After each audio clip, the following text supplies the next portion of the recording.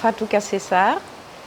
Je suis la cofondatrice et dirigeante de Labelcom. J'ai eu un 3e cycle en communication politique et publique, donc à Paris. Ensuite, j'ai travaillé dans diverses organisations en lien avec l'économie sociale et solidaire. J'ai travaillé dans la politique aussi, en France toujours, avec Ségolène Royal.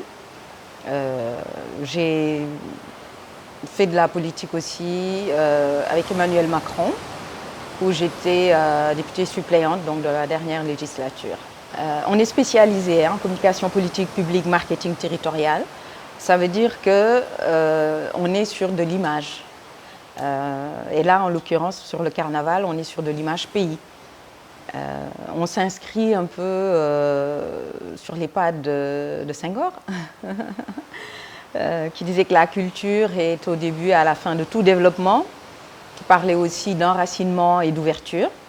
Donc le carnaval s'inscrit vraiment dans toute cette dynamique de positionner la culture sénégalaise en faisant la promotion et en valorisant donc, la culture de nos terroirs. Je suis aussi issue d'une famille d'artistes et je suis aussi organisatrice d'événements.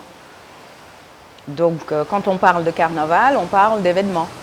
Donc je suis bien dans mon métier, mon savoir-faire, qui est la communication, la promotion, et puis naturellement la culture. Ce n'est absolument pas facile.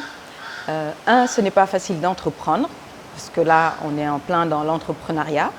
Donc la structure que nous avons créée, nous avons voulu la créer ici et la baser au Sénégal.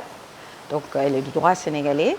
Et c'est une jeune agence qui monte un jeune événement sur un concept avec lequel on n'est pas forcément familier ici. Donc c'est très très compliqué. La première chose la plus difficile, c'est de convaincre. De convaincre d'abord les bailleurs. Donc on parle d'organisation d'événements, on parle d'un nouveau concept. Donc on arrive, c'est un peu inconnu, les gens sont dubitatifs.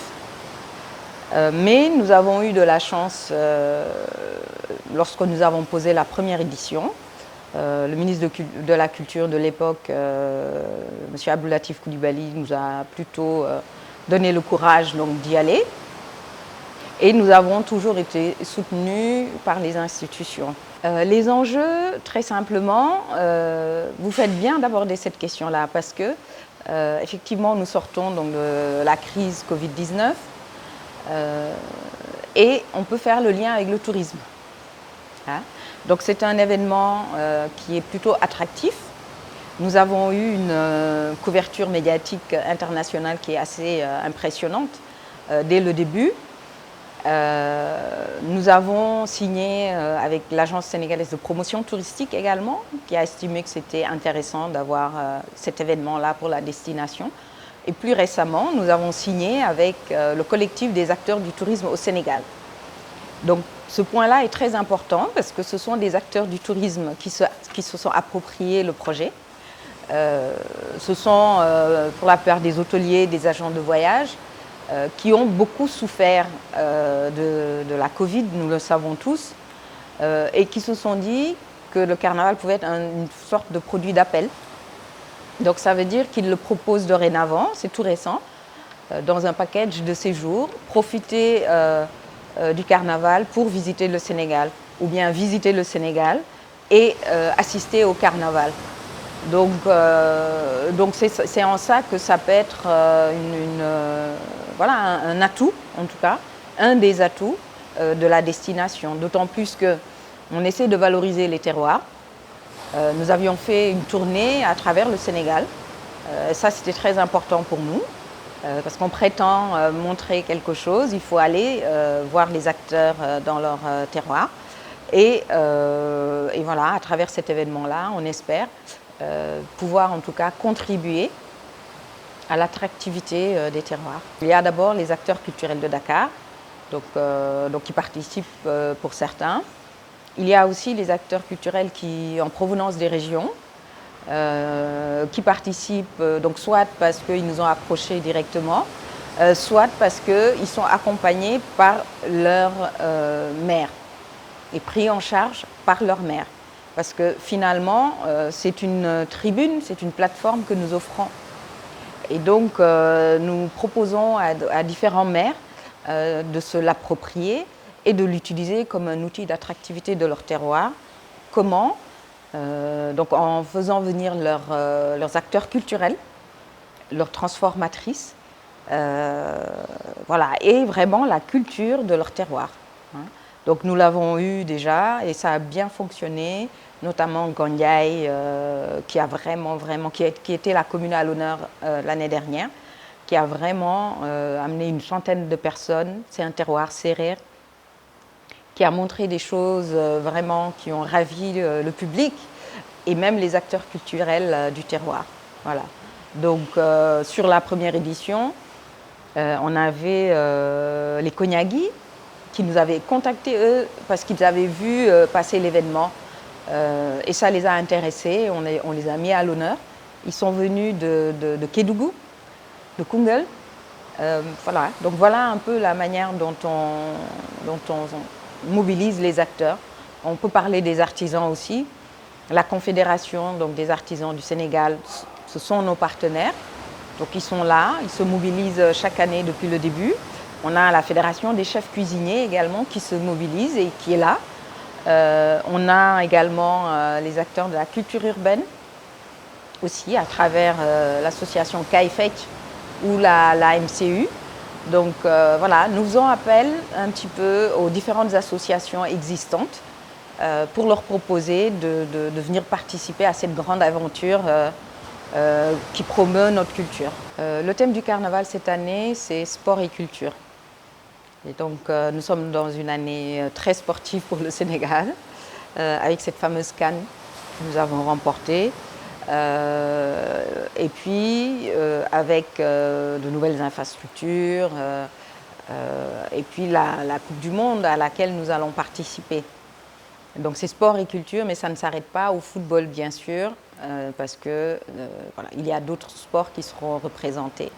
D'ailleurs, l'événement aura lieu au Monument de la Renaissance africaine, là où va se situer la fan zone donc, cette année. Donc voilà le thème de cette année. Baaba Maal, ça s'est fait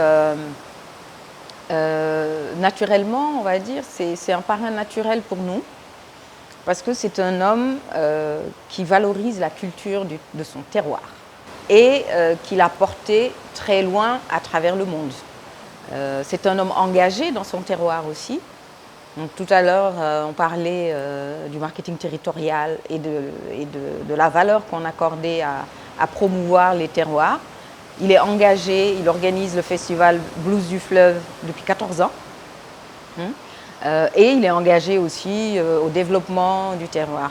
Le Halam 2, là aussi, on va dire naturel. Hein. Donc on parle d'originalité, on parle de patrimoine aussi, parce que le Halam 2, c'est un patrimoine. Et on parle de terroir.